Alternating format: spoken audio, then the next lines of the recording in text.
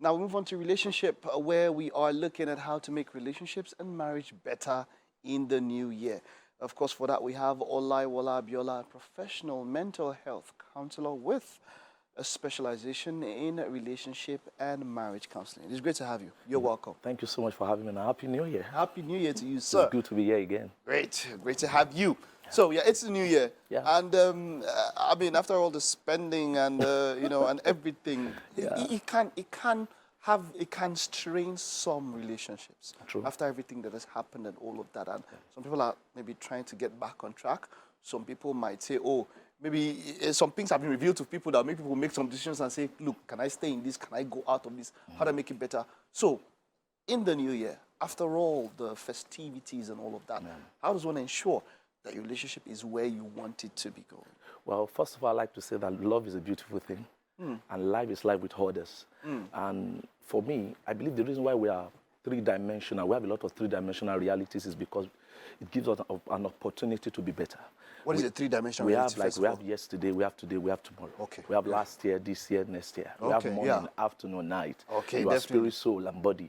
Breakfast, lunch, dinner. Thank you. So I believe the reason why we have this three-dimensional reality is so that we can be better. Okay. So that we can.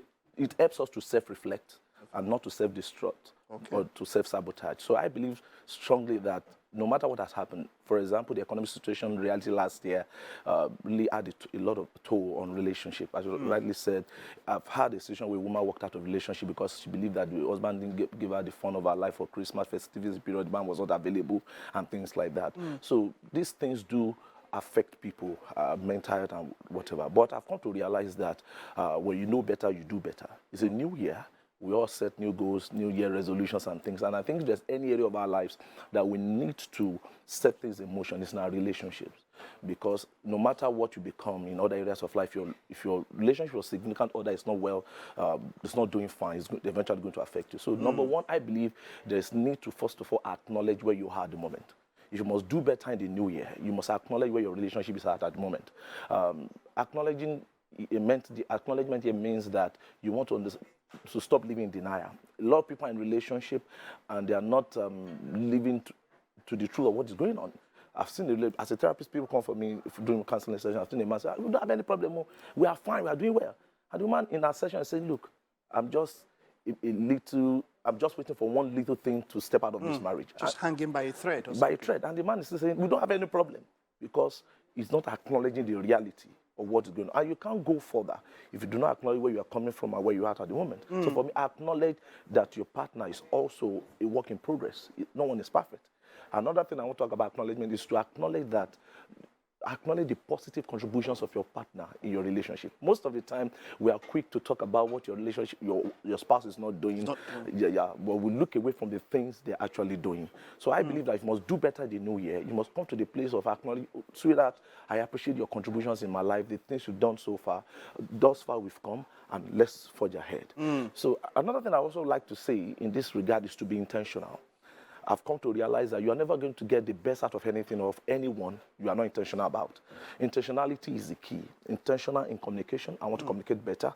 Being intentional even about the other room realities. Okay, maybe the man has been complaining, I'm not having it enough, or the woman is saying you are not doing it the way I want it. You want to be intentional in the way you communicate. I understand we all have different communication patterns. Some are aggressors, some are passive aggressors, some are not assertive and things like that. But if you want to get the best this new year, compared to what you've had so far, you need to be intentional about your relationship. Right. So, you know, I love what you said about the three-dimensional reality and all of that. So you look back, like you said, you try to pick up what were the high points, what were the good things and all that. How about where does the future help when it comes to review, you know, helping relationship? You know, maybe planning where do we expect this to go? You know, how can it, or does it have any influence on what can happen today in a relationship? That's why I said the big deal is about having this two-dimensional thing. For example, yesterday, today, and tomorrow. So yesterday is gone. Okay, so let's forget about the hurt and pains. Not just sweeping them under the carpet. Let's deal with those things. What are the root causes of these things? Then you use today, because the only time you actually have is the moment. So when you look at that and you want to correct the ills of the past, it set the future in proper perspective. I tell people that actually there's no future anywhere, because the future comes a day at a time. What you call today was yesterday. Yesterday, you call it tomorrow. Tomorrow. It's yesterday. It's So yesterday. before you know it, so what I'm trying to say is that if you understand the three-dimensional thing, if you must get into the future, if you must enter to 2023 and do well, you must know where you're coming from and use the moment you have to correct what you need to correct, acknowledge, be intentional. Another thing I also like to say is to be considerate. These days and time, especially in this fast-paced generation, people are no longer considerate. It's about me, I, and myself. And if a marriage must do well, if your relationship must do better, you must always put your partner, put yourself in your partner's shoe. That is, you must come with empathy. These days and time, people are too self-centered. And that's, yeah, like you said, that's, there's a sort of movement on social media where people say, okay, let me focus more on myself, and there's people tend to push it. But then a relationship is not about you. Yeah. If not, you shouldn't get to it. You should always be thinking about the other person, right? So if you must focus on yourself, in as much in a relationship, you must look at it in the light of your relationship with the other person. Because you are not in a relationship in isolation. It's as good as you not be in a relationship at all, because you must come to the table. You must come with commitment. You must have something to offer. You can't just be in a relationship and just be a loafer and just be there. No, there must be something you are bringing to the table. That's what I'll say about that. All right, thank you so much. We have a whole month with you, so we'll get to talk about this more and expatiate on other episodes. Thank you so much for having me. Thank you Good so to much. be here once again. All right, thank you.